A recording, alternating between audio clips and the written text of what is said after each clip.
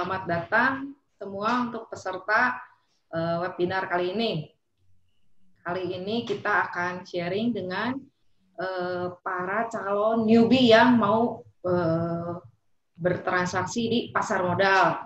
Bagaimana kita, kalau saya sama kita di Panin, kalau misalnya memberikan materi bagaimana cara supaya memperkenalkan saham kepada orang baru, kan kadang-kadang mungkin apa yang kita sampaikan sama kebutuhan dari newbie sendiri itu kan ada yang nggak ketemu. Nah, pada kesempatan kali ini saya akan memperkenalkan dulu ini yang di layar ini siapa aja ya. Pertama ada Petrus Hanafi, Panin Bandung Dago. Ini Dago. perjuangan saya. Hanya Petrus Hanafi, karena udah nasabah, saya udah pernah kenal.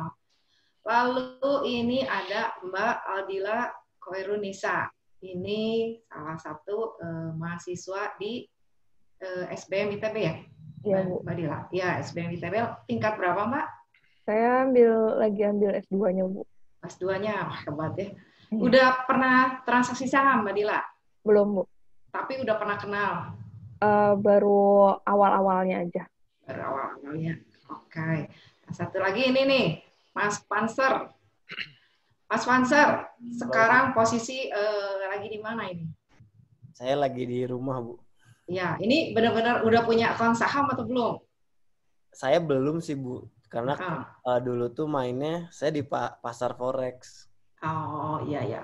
Terus betul-betul berarti ngeblank ya. Nah, di sini saya pengen tamu kita Mas Panser sama Mbak Dila kasih pertanyaan, apa sih sebetulnya kendala para newbie itu yang mau bertransaksi di pasar modal itu apa sih? Jadi misalnya saya takut ini, takut itu, saya sebenarnya mau cari ini, cari itu. Nah, itu mungkin saya kasih ladies first dulu ya. Mbak Dila coba memperkenalkan diri secara singkat, terus boleh kasih pertanyaan buat kita, apa sih sebetulnya yang Mbak Dila cari di pasar modal, khususnya saham ini gitu. Ya, perkenalan dulu, namanya Aldila Koirunisa, bisa dipanggilnya Dila. Sekarang sih domisilinya masih di rumah. Statusnya saya sebagai mahasiswa pasca sarjana di SBM ITB. Terus kalau langsung ke penjelasan ya, Bu. Sebenarnya tuh saya tuh untuk pertanyaan pertama, gimana caranya tuh buka reksadana, buka saham, Bu. Karena kan setahu saya ya, kalau misalkan datang tuh harus bawa apa aja. Terus kalau misalkan online tuh gimana? Terus apa yang akan kita dapatkan setelah kita tuh udah daftar gitu loh, Bu. Entah dapat rekening, setahu saya kan katanya ada rekening saham atau gimana. Tapi tuh saya masih bingung gitu, Bu. Itu tuh nanti dapat apa aja gitu loh setelah kita tuh daftar. Mungkin itu dulu sih, Bu, pertanyaan. Ya, kalau di bank kan datang tinggal isi langsung buka, jangan. Kalau di kita memang di saham ada jelimet ya. Coba nanti Mas Petrus jelasin, Pak. Oke, nah prosedurnya tuh sebenarnya sekarang kan kita udah bisa via online. Via online itu kita nanti kasih linknya itu kita khusus, kita punya link untuk Dago sendiri, punya cabang Dago. Kita kan kebetulan kan di Panin itu ada 2 cabang di Bandung. Nah, kebetulan saya kan yang ada di Panin Dago. Nah, kita nanti kasih linknya sendiri, karena nanti kalau misalkan linknya itu udah dapat duluan, misalkan dari webnya Panin atau apa, nah itu tuh masuknya ke Panin pusat gitu. Kita makanya sekarang disediain kayak link referral khusus biar nggak yang tadinya di cabang daftar di cabang Dago nggak jadi mencari ke cabang yang mana gitu. Jadi kalau misalnya mau masuk cabang Dago, minta linknya link Dago ke kita gitu. Link Dago, betul. Ya. Link Dago. Jangan sampai jadi nantinya udah niatnya masuk Panin Dago, malah masuknya ke Panin yang lain. Nah, kalau misalnya mau Panin Jakarta, minta ke link Jakarta. Itu jadi beda-beda. Ya. Beda-beda linknya. Nah, terus kalau untuk dokumen yang diperlukan, cukup sebetulnya KTP sama NPWP aja kalau ada.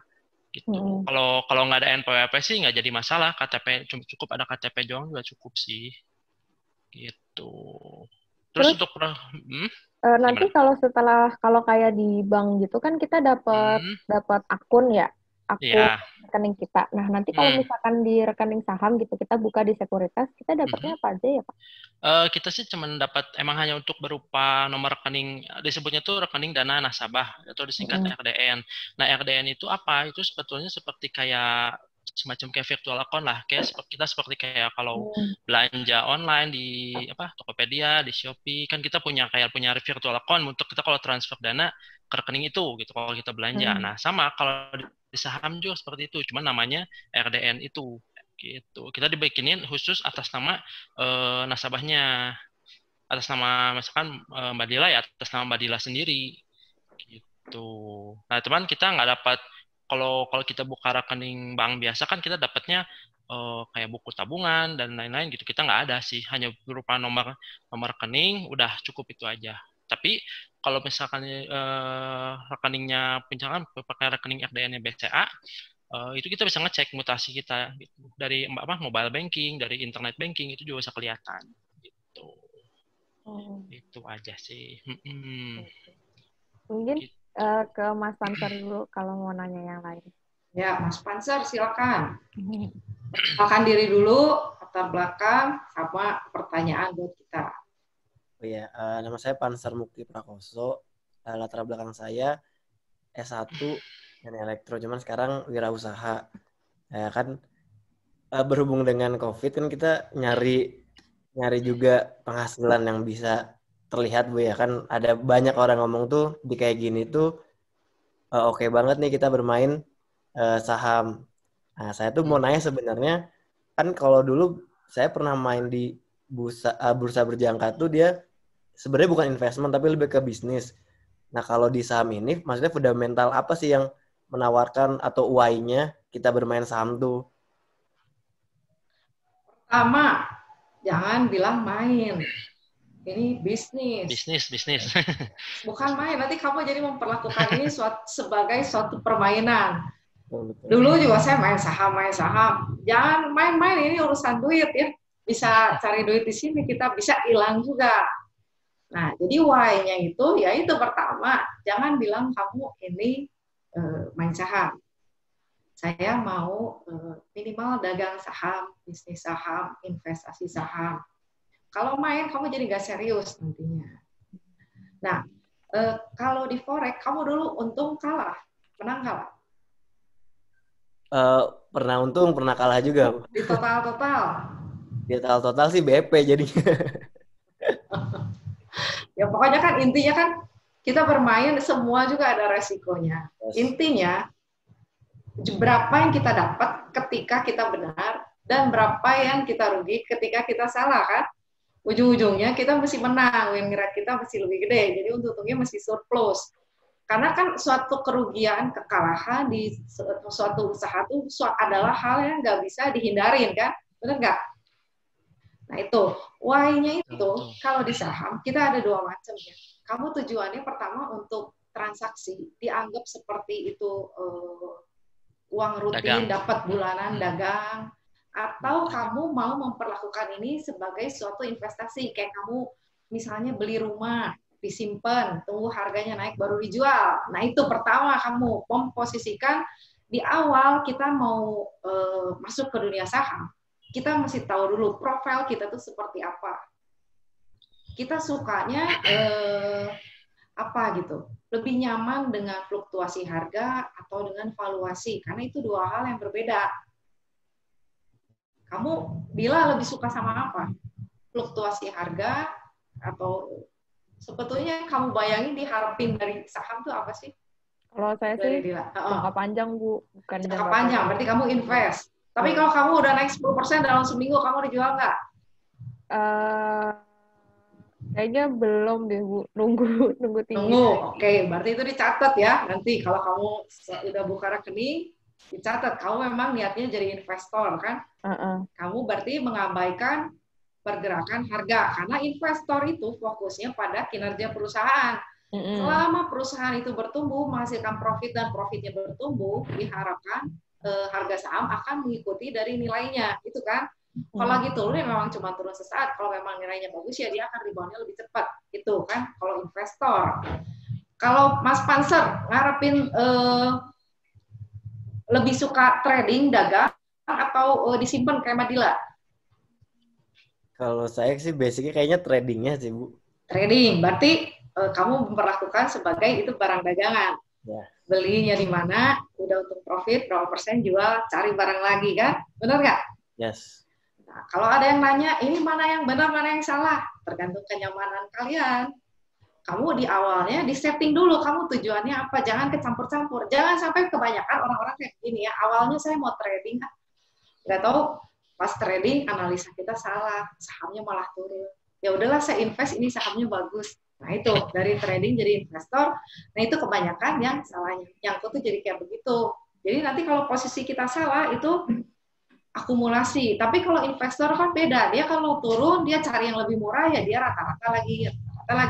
Jadi dua pattern yang berbeda. Jadi di awal kita kenal diri kita. Kita sebenarnya nyamannya jadi investor atau kita suka pada pergerakan harga ya, jadi trader gitu ya.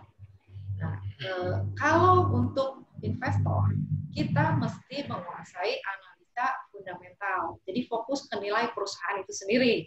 Dilihat dari mana? Dari kondisi keuangan, bisa dilihat dari laporan keuangannya, neraca, cash flow, dan rasio-rasio keuangan lainnya. Itu yang mesti investor kuasai di awal.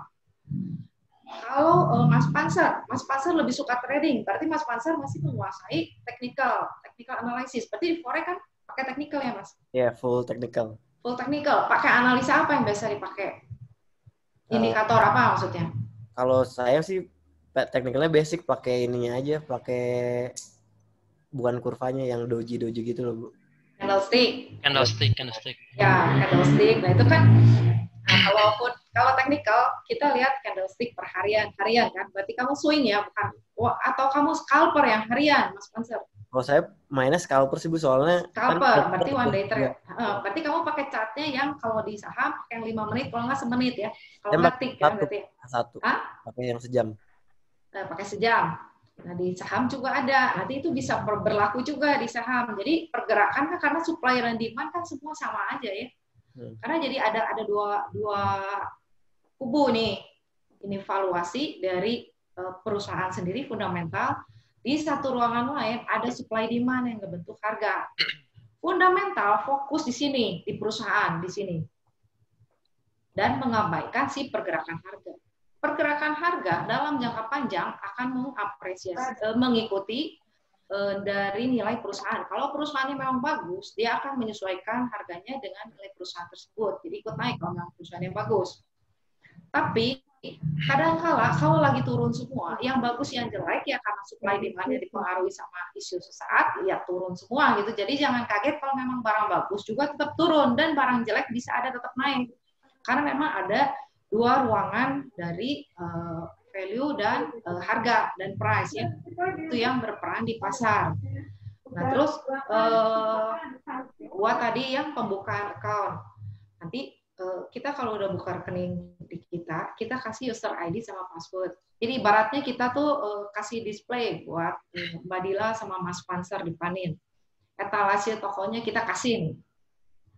Nah, nanti Mbak Dila sama Mas Panser kita kasih juga yang namanya RDN. RDN itu namanya kalau kita suka belanja Shopee atau Tokopedia itu semacam virtual account. Nah, nanti kalau mau transfer ke situ ke virtual account itu yang di kita namanya RDN. Jumlahnya berapa ya itu disetor ke situ ke nomornya.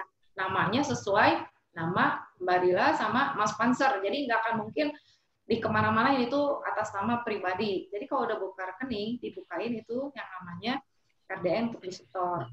Kalau sudah setor ke RDN, nanti Mbak Dila sama Mas Panser bisa telepon CS-nya Panin Sekuritas. Minta user ID dan password untuk memasuki etalasionya kita. Etalase kita tuh apa? Remote trading-nya buat input ordernya. Jadi kita bisa eksekusi sendiri. Masukin order, beli, order, jual. Nah itu nanti ada videonya di kita, tutorialnya ada.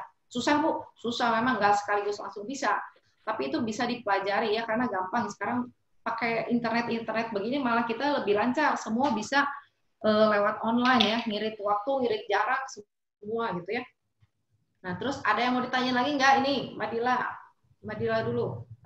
Kan kalau misalkan udah bikin RDN gitu ya Bu, kan katanya tadi kan ada top up ya. Nah, top up-nya tuh ada minimal gitu nggak Bu untuk pertama, atau untuk pertama berapa dan untuk seterusnya kayak gitu tuh ada biaya minimumnya nggak Bu? Dapat fee kali ya, fee sama setoran awal. Ya. Kalau setoran awal sih di kita sih minimumnya 10 juta awalnya. Tapi terus kalau berikutnya lagi sih mau top up ke RDN-nya itu ya sesuai kebutuhannya aja. Misalkan udah ada 10 juta yang pertama udah dibelanjain habis. Nah, terus ada belanja lagi nih. Belanja lagi misalkan 2 juta, 3 juta, yaitu yang ditransfer ke RDN-nya itu yang sebesar yang ditagihnya itu aja. Gitu. Nah, terus aja satu lagi sekalian menjelasin kalau setelah hari ini transaksi, nggak harus hari ini juga langsung transfer. Kita tuh ada settlement date, settlementnya dulu selama 2 hari. Jadi misalkan hari ini hari Kamis belanja, nanti itu baru ditagihnya itu 2 hari, bukan 2 hari kerja. Jadi hari Senin itu baru ditagih. Yang belanja hari ini baru ditagih. Misalkan yang tadi misalkan belanja hari ini belanja 3 juta, ya nanti hari Senin itu baru ditagih 3 jutanya itu. Gitu. Maksimal sih sampai T+4. T+4 tuh maksudnya dari dikasih kelonggaran lah. Udah misalkan T+2 belum bayar, masih dikasih waktu 2 hari lagi gitu. Tapi kena penalti kalau pinjam gitu. Karena kan, tapi di awal mesti ada saldo dulu. Misalnya, dulu, ya. Mau belanja 10 juta, yang minimal 5 atau 6 juta mesti ada. Yang 5 juta potong dari saldo awal, sisanya boleh dibayar 2 hari. Karena kita ada settlement date-nya 2 hari, T+2.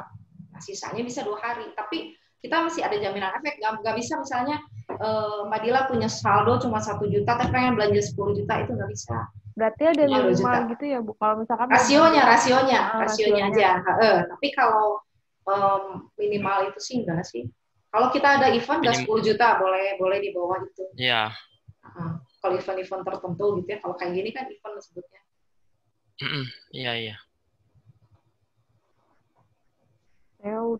Dan transfer. Mau nanya, kalau saham itu dia ada biaya inapnya nggak sih Bu? Nggak ada. Nggak ada. Nggak ada ya? Cuman biaya fee beli, fee jual doang. Fee belinya tuh 0,2%, dijualnya 0,3%. Itu kalau online. Kalau pakai via broker beda dikit, belinya 0,25%, jualnya 0,35%. Itu aja sih. Jadi mau selama sewaktu beli, terus mau disimpan sebulan, setahun, itu nggak ada biaya apapun lagi sih. Hanya biaya di awal doang, biaya fee beli pembelian, sama nanti fee penjualan saat melakukan penjualan. Udah itu aja sih. Nggak ada biaya yang lain-lain. Gitu. Terus sama kalau bebas pajak, itu kalau udah jual kita 0,1%-nya udah pajak final. Jadi udah 0,1% free tax ya. Terus nggak ada minimal transaksi mesti berapa kalau online. Kalau via broker titip order ke kita, ya itu ada kena 25.000. Gitu. Kalau misalnya nih belanja transaksi Bu 25.000 per satu bond, bukan per saham ya. Per satu bond, misalnya Mbak Dila beli BCA 3 juta, Astra 4 juta, terus BNI 2 juta, berarti udah 10 juta kan. Nah itu udah cuma segitu langsung 25 juta kena fee-nya. 25.000. 25.000. Tapi kalau misalnya belanjanya cuma 5 juta, terus pakai kita yang ngetik via broker, misalnya saya nggak mau input sendiri, saya titip broker, saya telepon. Nah itu kena 25.000. Tapi kalau ngetik sendiri, walaupun cuma belanja 1 juta, berarti 1 juta cuma kena berapa ya Pak? 0,2 berarti 2000-an. Gitu. Kalau ngetik sendiri. Kalau pakai broker ya dijadiin kalau belanja 5 juta ya jadinya 5 juta, pasti 5 juta 25.000 pasti gitu. Karena ada minimum fee ya. Tapi kalau online mah bebas mau kena berapa juga kali 0,2 aja kalau beli, kalau jual kali 0,3 karena yang 0,1-nya itu pajak penjualan. Pajaknya itu tuh di awal ketika kita beli atau ketika jual kan Bu? Iya, ketika jual. Kalau udah jual, kalau belum jual ya enggak. Ketika jual kan Oh. Karena kalau udah jual itu dianggapnya sudah berpenghasilan, makanya dikenain pajak 0,1, bedanya itu. Pajak penghasilan lah. Gitu. Setiap kali kita jual saham itu dianggap kita berpenghasilan gitu. Makanya dikenain pajak 0,1. Gitu.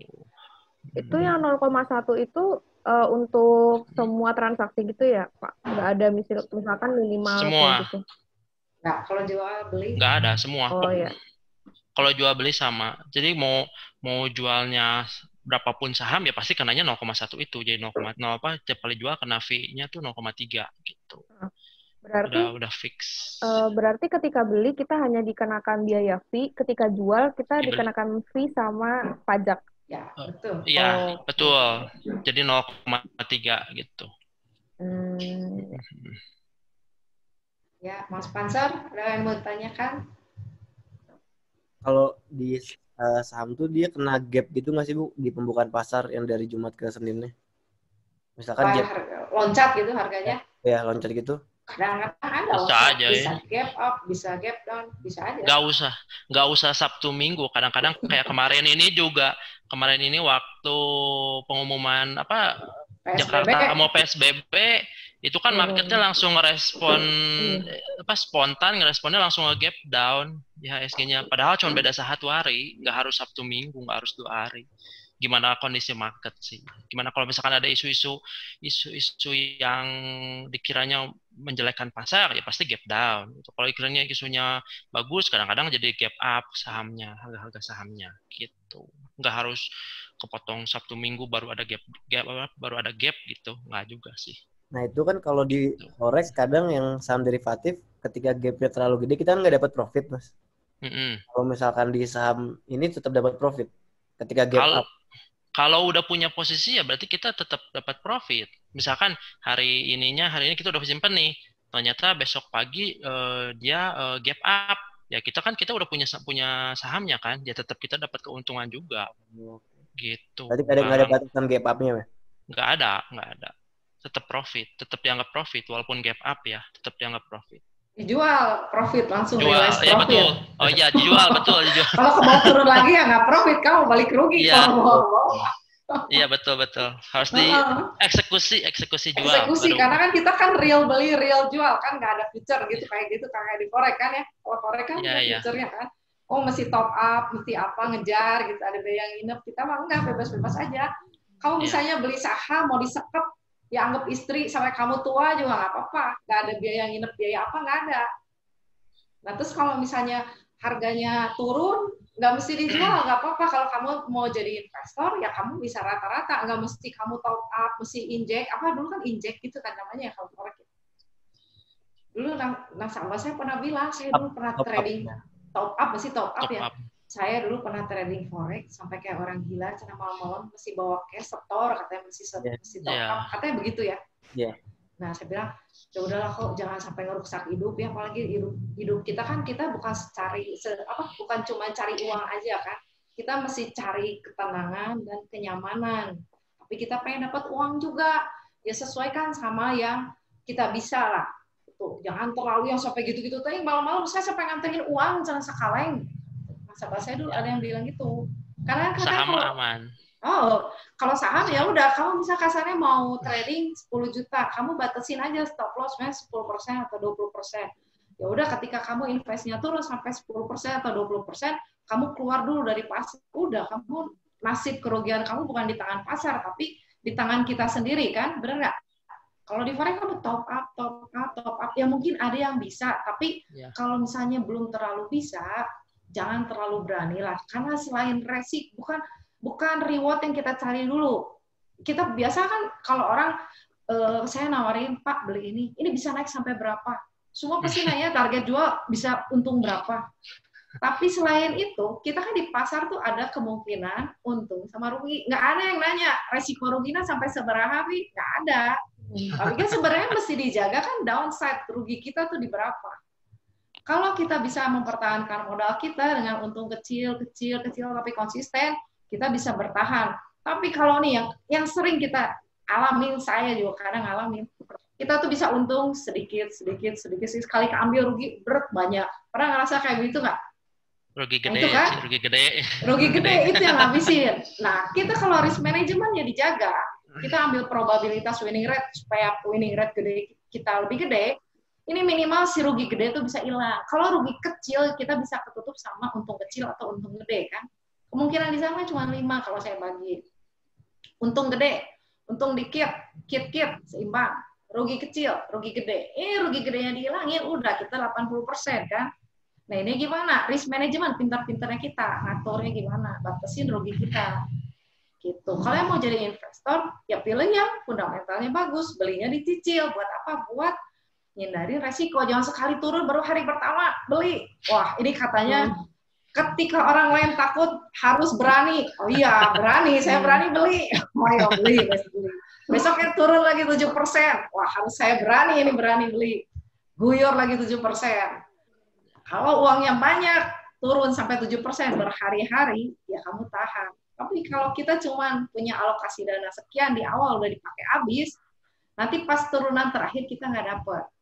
Nah itu money managementnya mesti diatur. Jadi ibarat kita petinju, masuk ke arena tinju, pukulan kita sama tenaga kita mesti diatur. Pertama irit-irit tenaga lah, bertahap, pukul dikit. Gitu musuhnya KO, kita masih punya tenaga buat strike. Nanti begitu balik, kita udah bisa balik untung. Kalau kita di bawah kita bisa masuk. Jangan tenaga kita habis di depan. Waktu turun pertama kita udah pukul.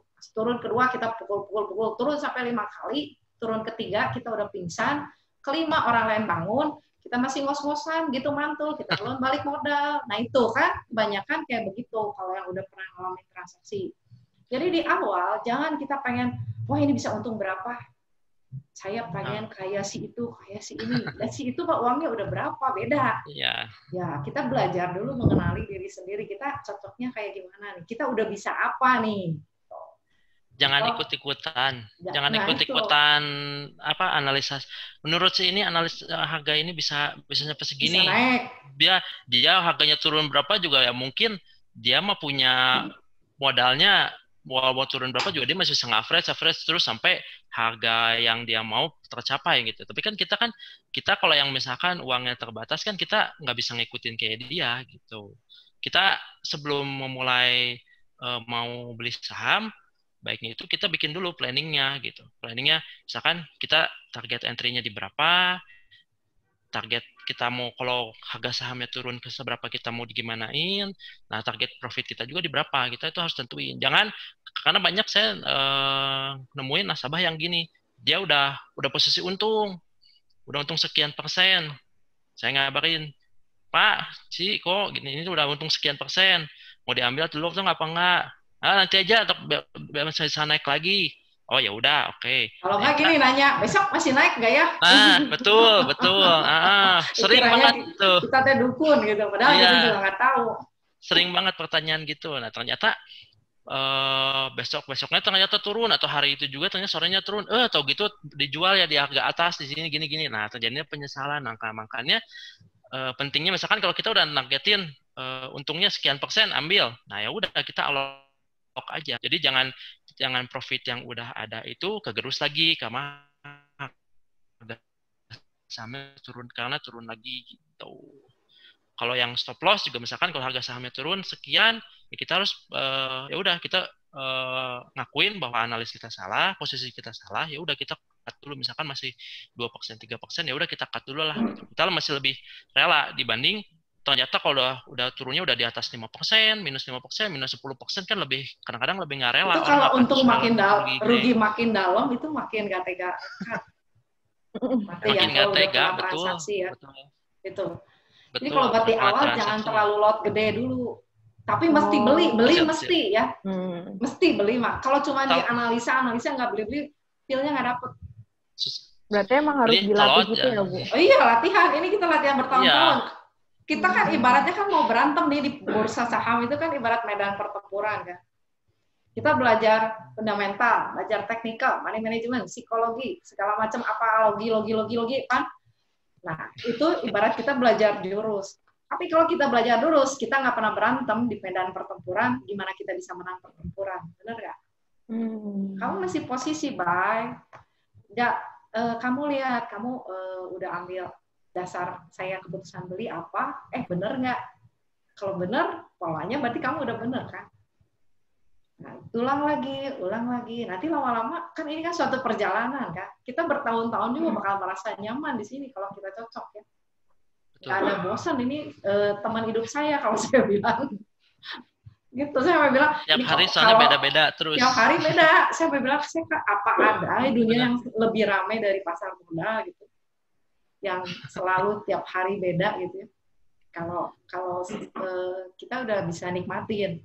Kalau di awal memang takut, tapi itu takutnya dia dibatasi sama manajemen resiko, sama skill yang mesti dihadapin. Jadi kita sebelum masuk kita masih punya senjata perang dong, benar nggak?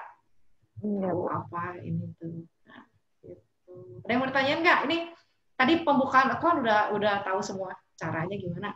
Kalau dikasih link, dikirim link nih ya, nanti kita kirim link. Diisinya tuh sambil dipandu ya sama kita. Jadi kalau misalnya ada hack, sama saya dipandu. Sama Pak Petrus bisa dipandu, dibantuin, sambil dilengkapin bawa apa aja, Pak? Disiapin, jadi nanti kan mesti KTP yang main PWP aja.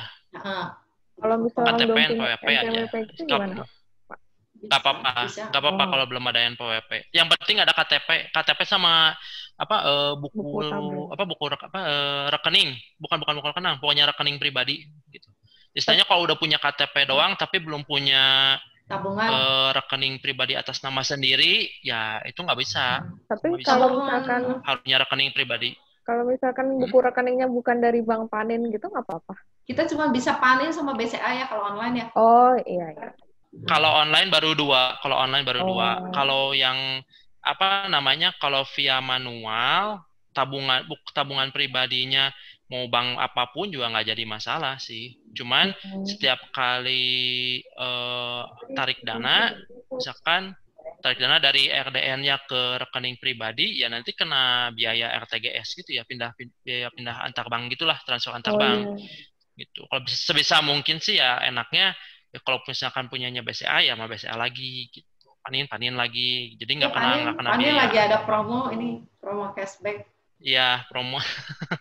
Betul. Tiap kali 20% ya sih ya, promo 20%. Langsung auto cuan 20% buat setoran pertama 1 juta dapat 20%. Ya. Langsung dapat 200 ribu. Langsung untung, itu langsung profit. Nah, itu kalau buat trading boleh. Kamu jadi udah punya 200 ribu, risk kamu segitu aja udah. Ya. Udah punya untung dulu, tabungan untung. Tabungan auto cuan itu udah dapat 20%. Iya. Gitu. Oh ya, belinya dalam satuan lot ya. Kalau sekarang lotnya kecil, cuma 100 lembar. 100 lembar, ya. Jadi misalkan beli harga sahamnya 200-an ya, berarti slotnya ya cuma 200.000. 20.000 ya slotnya, 20.000-an. Kalau harga 200. Kaliin 100 aja. Kalau belinya satu lot. Tuh. Ada yang mau ditanya lagi? Tapi itu masalah yang tadi misal saya punya buku tabungannya BCA, tapi daftarnya di Panin Sekuritas. Nanti kan duit, misalkan saya udah transaksi, terus saya jual, nanti duitnya tuh masuknya ke sekuritasnya Panin gitu atau ke BCA-nya ya? Gini, disimpan kan kita yang disebut ada RDN itu, jadi kita untuk biar nasabah nggak repot. Tiap kali ada hasil penjualan sama kita tuh disimpan dulu di RDN itu, di virtual account itu. Nah, nanti kalau mau misalkan udah transaksi 3 bulan, 6 bulan, udah menghasilkan ada keuntungan, ya tinggal request tarik dana aja nanti dari aplikasinya gitu, bisa gitu. Nanti kalau misalkan berarti kan disimpannya di akun RDN Panin gitu. Terus misal saya punya akunnya tuh akun Bank BCA. Nanti kalau mau transfer itu biaya transfernya sama kayak kalau dari antar bank ke bank yang lain, kan 6.500 ya setiap itu. Oh enggak, gini. Kalau misalkan punya rekening pribadinya BCA, sama kita otomatis pasti dibikinin RDN juga, RDN BCA. Gitu. Kalau misalkan punya daftarin rekening pribadinya Panin, ya kita pasti otomatis bukain RDN-nya juga RDN Panin gitu. Jadi biar sesama bank lah, nggak kena biaya, lebih gampang juga kan, lebih cepat. Jadi misalkan kalau misalkan sesama bank kan, misalkan T+2-nya hari ini, ya udah langsung masuk juga ke RDN-nya. Kalau misalkan beda bank kan harus kita mau narik dana, ya harus tunggu minimal beda 1 hari. gitu. Gitu sih. Iya, Sama kita ada sistem 2 nih. Misalnya kan saya suka ada nasabah. Tapi saya mah males transfer setor, saya mah seneng trading, titip aja di Panin. Bisa itu nanti disimpan di RDN, di RDN-nya. Jadi kita pembukaan account, kita ada pilihan namanya RB sama cash client. Kliknya rasio bunga, jadi disimpan di situ. Dititip udah, jangan di tarik setor. Tapi kalau sistem kita sekarang pembukaan via online udah otomatis ini sih, udah otomatis dipilihnya itu dititipin dulu di RDN. Oh, berarti gitu. RB udah kalau via online. Udah otomatis RB itu rasio berbunga ya. Jadi kalau ada jual satu lagi CC.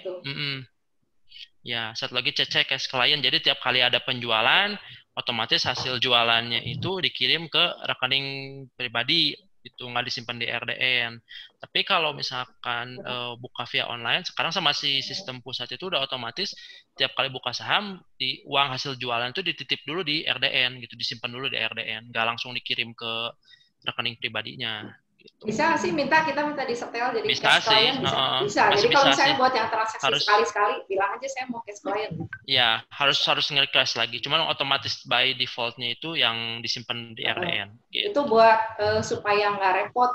Nggak repot. Tujuannya itu sih. Kalau yang suka trading nih, Mas Panser kan males nih hari ini beli, besok sisa jual. Saya tiap hari transfer terus, pusing bayarnya kan dititip aja, emang saya alokasi dana sekian buat dibolak-balik, ya udah simpan situ. Ya, jadi nggak bolak-balik harus sebentar bayar ke ATM transfer lagi gitu. Tuh buat mencegah itu sih. Jadi misalkan udah di pool 10 juta ya udah jadi 10 juta itu dimainin terus gitu. Tradingin. Nanti nggak boleh dimainin. Kemudian mungkin baru tradingin gitu. Beberapa bulan kemudian ya baru gitu. Mas Panser ada yang tanyain nggak? Ini Bu mau nanya, kalau di saham tuh dia untuk ngambil posisi dia ada antrian ya Bu? Ada bid, ada namanya bid sama offer. Nah, bid itu misalkan contohnya gini, misalkan saham. Kita bisa share screen nggak sih ini? Bisa sih, Ci. Saya share aja gitu. Ya, boleh tuh, share screen aja, kita kasih lihat sekalian platform kita. Jadi bentuknya display etalase kita tuh seperti apa sih nanti kalau kita buka rekening gitu ya.